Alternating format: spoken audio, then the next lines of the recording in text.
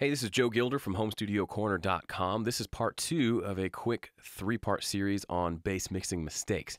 The second big mistake is using way too much EQ. And now I know if it's tempting to just get in here and start going nutso with big old boost over here and a big, boost up here and then a big cut down here. It's just not a great way to work. Generally, sometimes you do that. I understand. Sometimes that happens.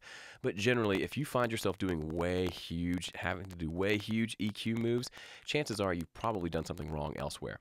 For example, the level might not be right. So if you find yourself doing some pretty dramatic stuff, go back and check the level like we talked about in the first video.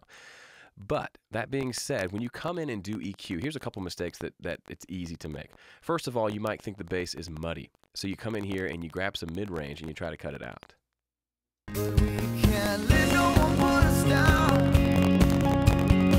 So you're boosting at 177 hertz and you think, oh, that's muddy, so I'm going to cut that out.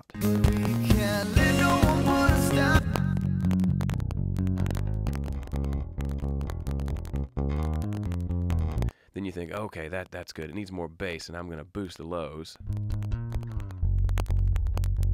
I need to hear some more clarity, so I'm going to boost the highs.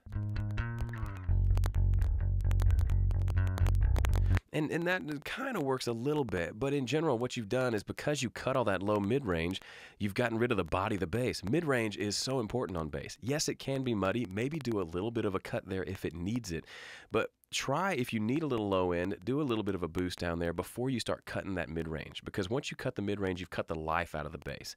So leave the mid-range alone as long as you can and try to make that work. And I think you'll find you don't have to do those other dramatic boosts on the low end and the top end if you let the mid-range sit nicely in the middle.